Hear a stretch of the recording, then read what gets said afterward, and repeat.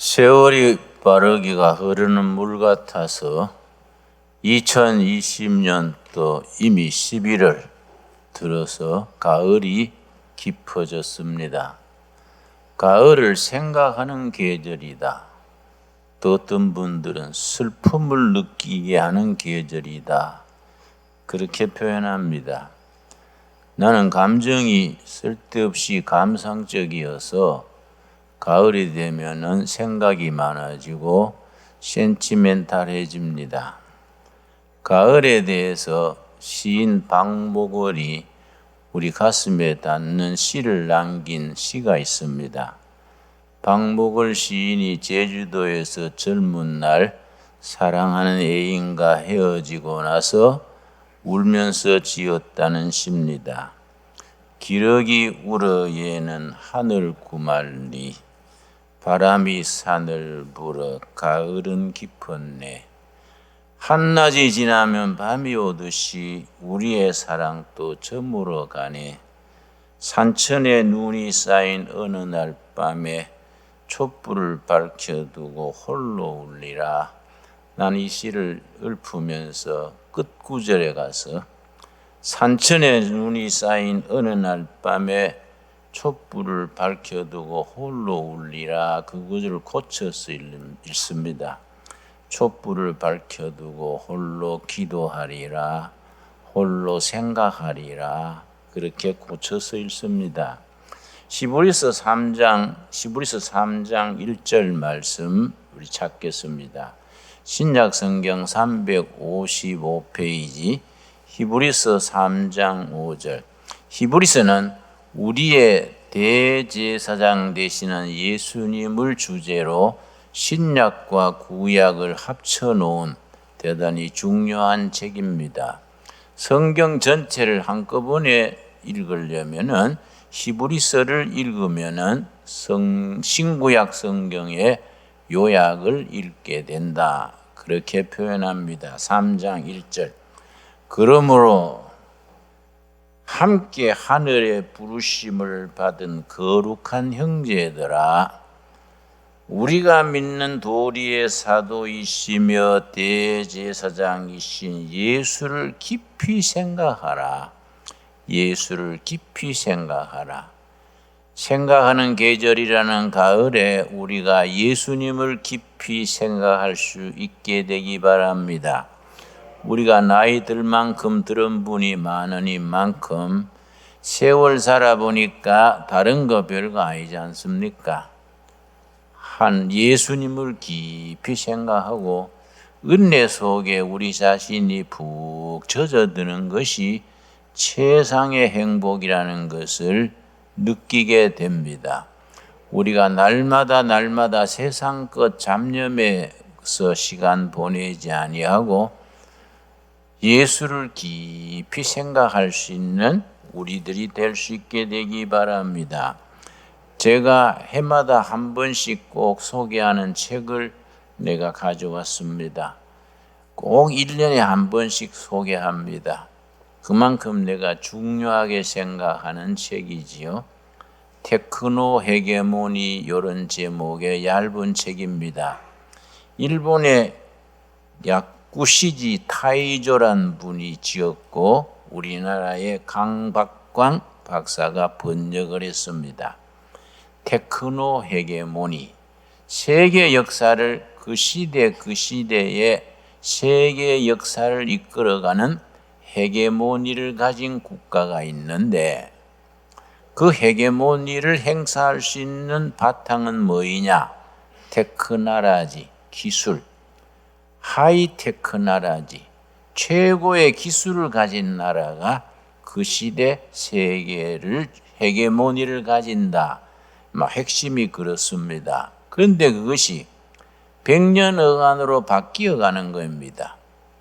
영국이 100년 행사하다가 독일이 100년 행사하고 소련 공산당이 일어서서 100년 만에 사라지고 이제 미국이 100년을 행사하고 다시 미국이 중국 쪽으로 헤게모니를 뺏기느냐 아니면 다시 100년 미국이 계속해서 행사할 수 있게 되느냐? 뭐 그런 세계사의 흐름이 그렇습니다. 그런데 이 속에서 중요한 게 뭐냐면은 왜 영국이 산업혁명을 일으켰는가? 왜 자본주의가 개신교에서 일어났는가? 칼빈의 후예들, 칼빈의 제자들이 장로교를 일으키고 퓨리탄, 청교도를 일으켰습니다. 칼빈의 후예들의 장로교도들과 청교도들이 민주주의를 발전시키고 자본주의를 발전시키고 산업혁명을 일으켰습니다. 왜 영국이냐? 왜 퓨리탄 개신교도들이냐? 중요한 제목이지요. 그래서 영국의 경우를 설명을 아주 역사적으로 잘 설명하고 있습니다. 문제는 1572년 8월 24일에 아주 그날이 우리 교회 역사에 굉장히 중요한 날입니다. 1572년 8월 24일에 프랑스의 개신교들이 대학살을 당했습니다. 500년 전에 종교개혁 운동이 일어났을 때에 독일의 개신교도들을 루터란이라 그러고 스위스의 개신교도들을 칼비니스트라고 부르고 영국으로 건너간 개신교 종교개혁 운동에 앞장섰던 분들을 퓨리탄, 청교도들이라고 불렀는데 프랑스의 개신교도들을 유구노라고 해요. 유구노. 한 100만 명 가까이 증가했습니다. 프랑스의 하이테크 나라지, 지식인, 개혁정신, 깨인 사람들이 개신교 유구노들이 됐습니다. 그런데 프랑스가 뭘 잘못했느냐 하면은 프랑스, 스페인, 포르투갈 이쪽은 아주 전통적인 캐톨릭 국가입니다. 프랑스 캐톨릭 지도자들이 못된 짓을 했습니다. 개신교가 한 100만으로 불일 듯이 일어나니까 위협을 느껴서 1572년 8월 24일에 사기를 쳤습니다. 성 바돌롬의 축제일 그날에 개신교를 자유롭게 하겠다. 축제를 벌리자. 이래가지고 우리나라라면 서울 여의도 광장 같은데 전부 개신교도들이 모이게 했습니다. 축제 벌리고 개신교 신앙의 자유를 공포해 준다고. 그런 내용을 모르는 개신교들이 광장에 모였습니다.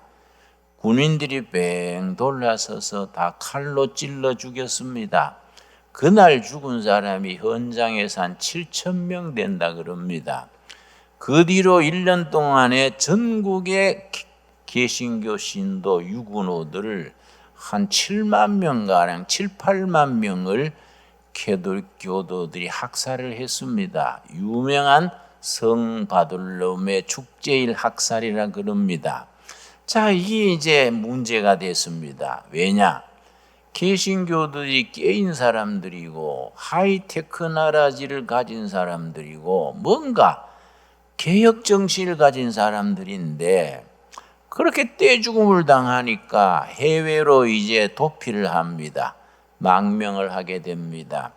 그때 개신교 국가인 영국이 참 잘했습니다. 그 소문을 듣고 좋다. 프랑스에 깨인 사람들, 개신교 유구노들이 도망갈 데가 없으니까 우리가 무제한 받아들이자.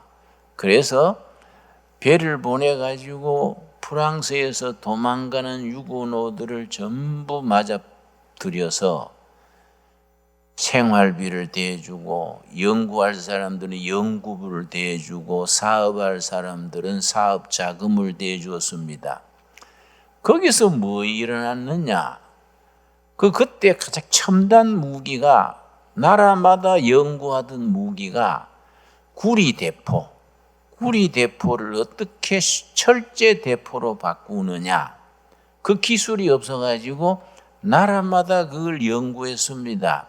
그런데 프랑스에서 망명했는 영국으로 간 유구노들이 구리, 브론즈 대포를 철제 대포로 만드는 기술을 개발해서 영국이 무기의 선진국이 됐습니다. 철제 무기를 만드니까 값은 3분의 1로 떨어지고 대량 생산이 되고 싼 값으로 수출하고, 영국의 배들은 전부 그 싼 대포를, 철제 대포를 무장을 해가지고 그때 무적 함대, 스페인의 무적 함대를 전투에서 완전히 쓰러뜨렸습니다. 그 뒤로 영국이 해상권을 잡게 됐습니다.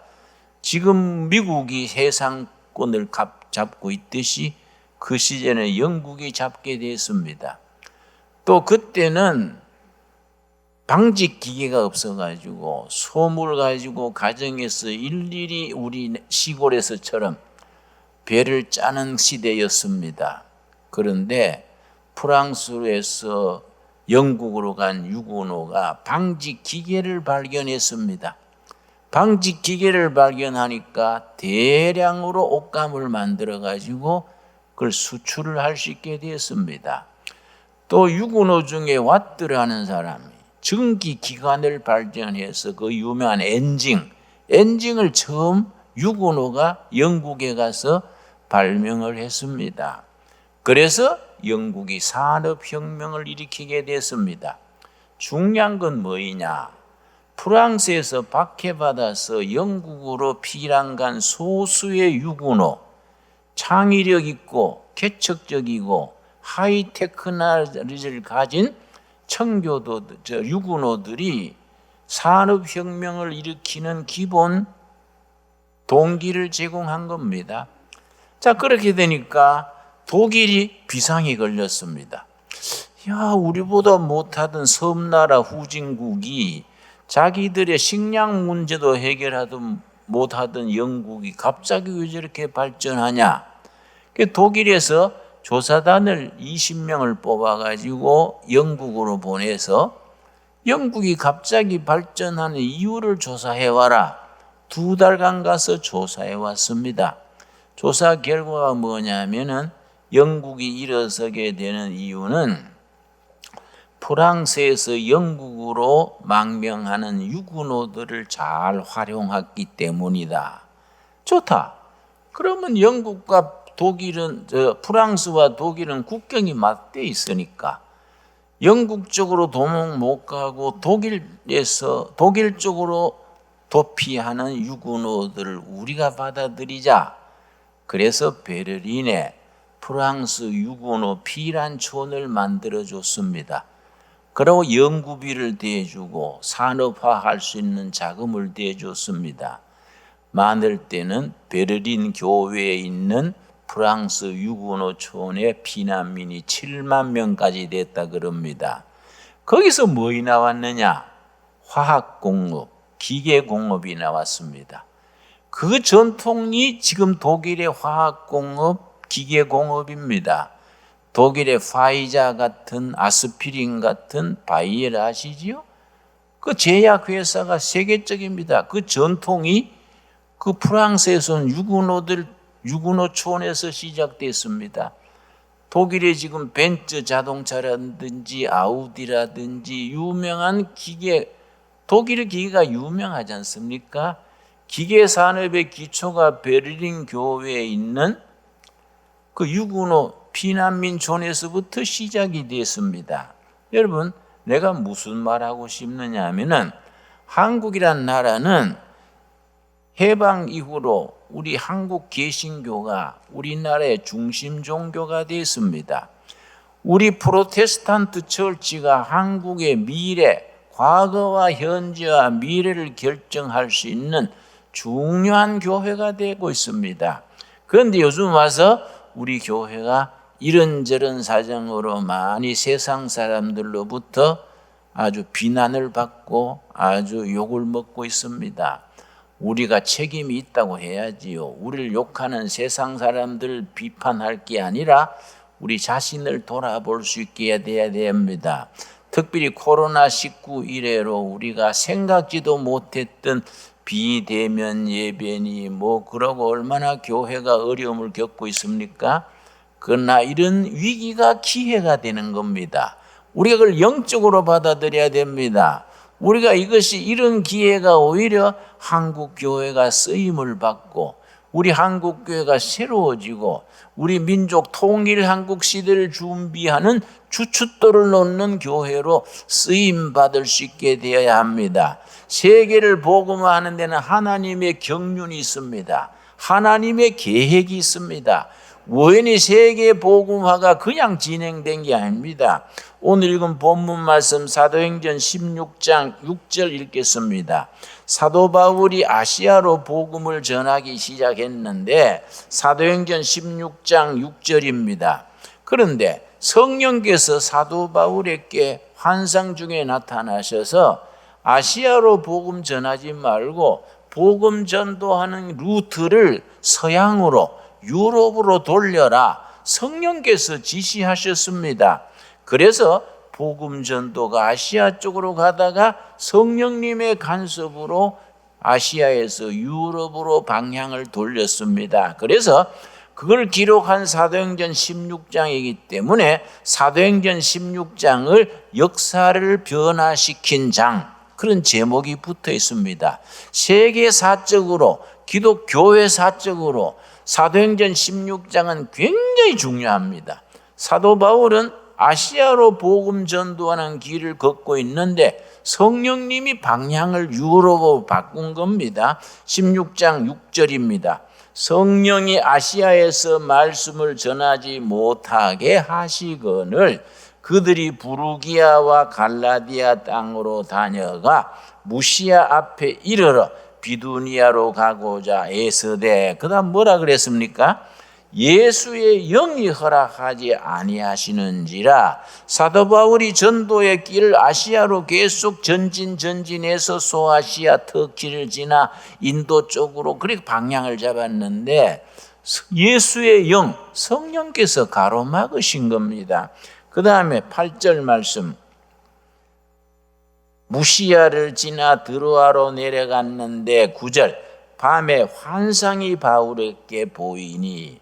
꿈과 환상은 다릅니다. 꿈은 꿈꾸는 중에 보는 꿈이고 환상은 생시에 분명히 나타나는 것이 환상입니다. 환상을 영어로 번역할 때는 비전이라고 번역합니다. 밤에 환상이 바울에게 보이니 마게도냐 사람 하나가 서서 그에게 청하여 이르되 마게도냐로 건너와서 우리를 도우라 하거늘. 마케도니아는 소아시아에서 유럽으로 들어가는 입구입니다. 유럽의 첫 시작이 마케도니아, 거기서부터 시작됩니다. 성령께서 환상 중에 나타나서 아시아에서 복음 전도하고 있는데 우리 마케도니아로 와서 우리 영혼을 구원해달라. 환상 중에 나타났습니다. 10절 말씀이 역사를 바뀌게 하는 바울의 선택입니다. 바울이 그 환상을 보았을 때 우리가 곧 마케도냐로 떠나기를 힘쓰니 이는 하나님이 저 사람들에게 복음을 전하라고 우리를 부르신 줄로 인정함이니라.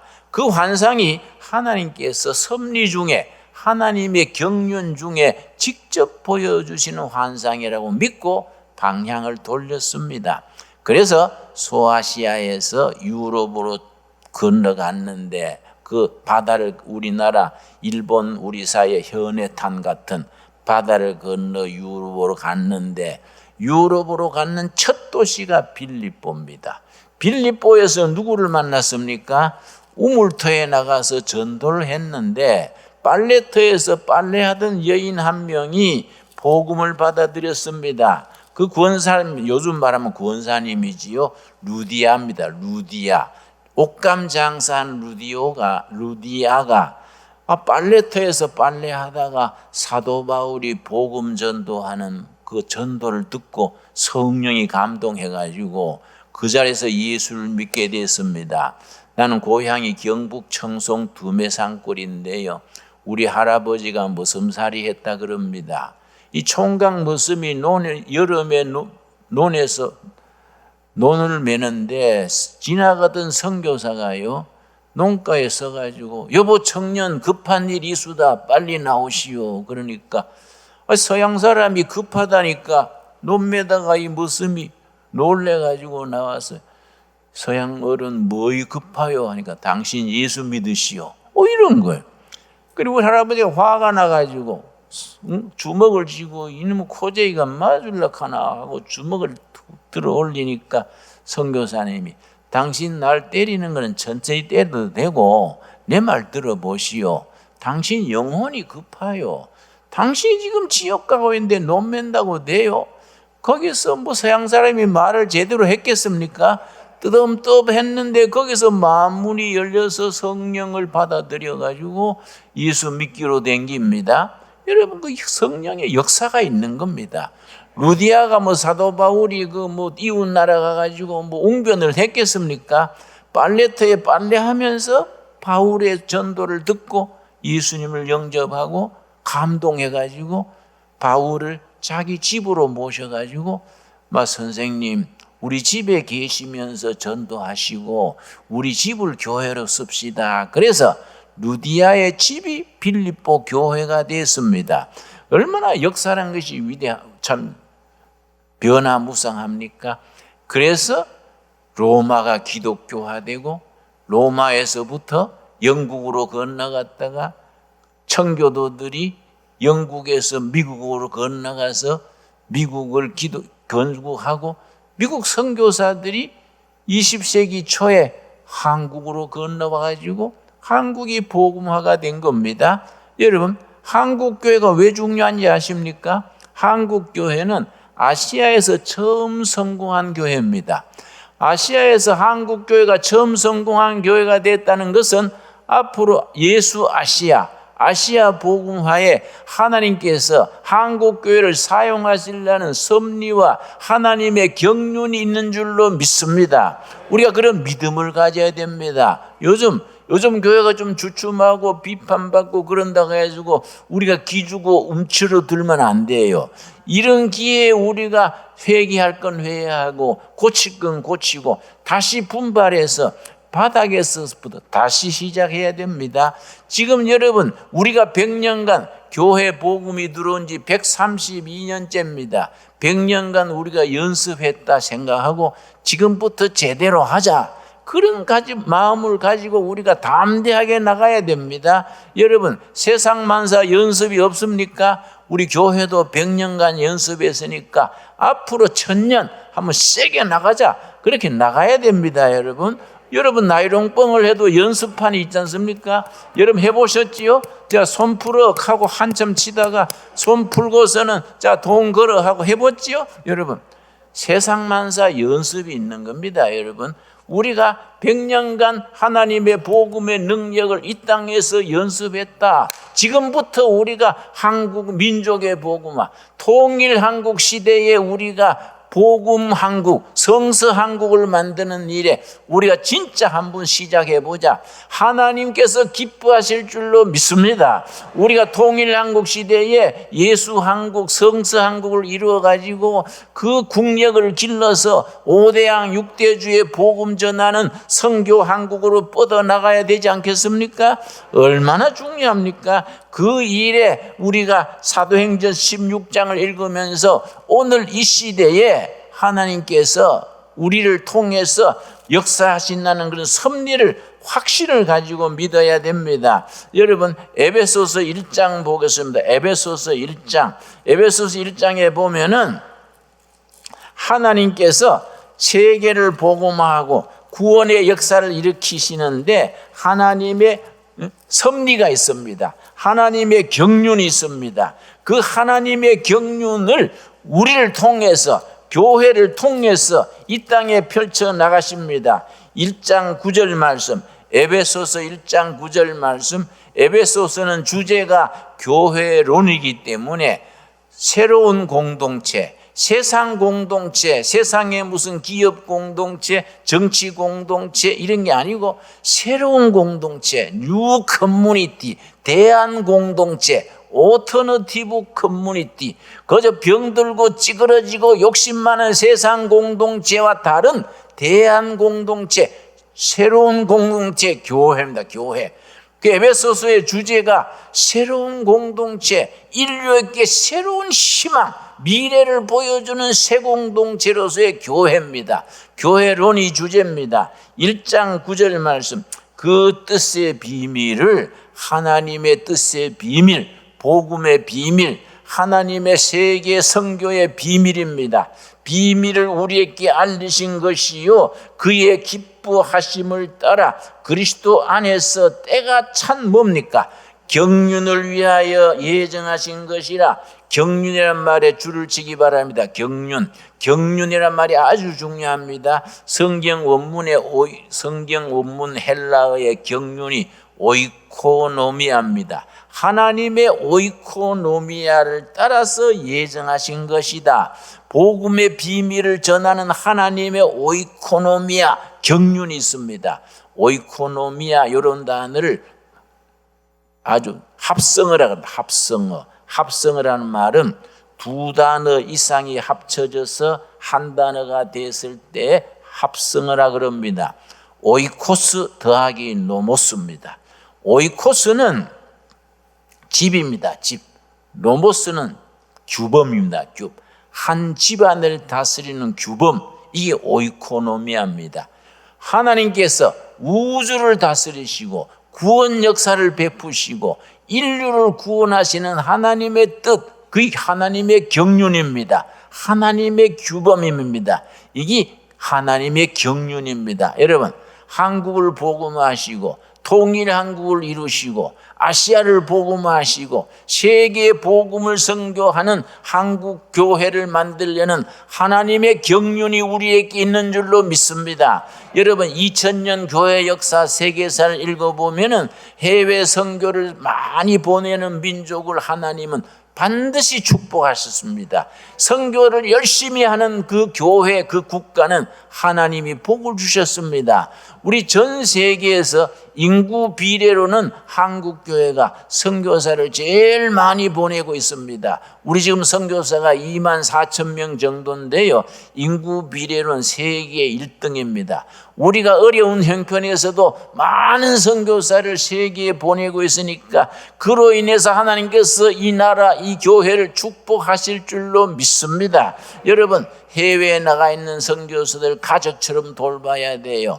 내가 아프리카 선교사들 모임에서 내가 집회를 인도했는데 부부가 왔는데요, 남편하고 어머니가 온 것 같아요. 부인이 뭐 이빨이 다 빠지고 늙은 할머니 같아서, 사모님은 안 오시고 어머님하고 왔습니까? 그랬더니 아니에요, 제 아내예요. 그래서 내가 아이고 죄송합니다.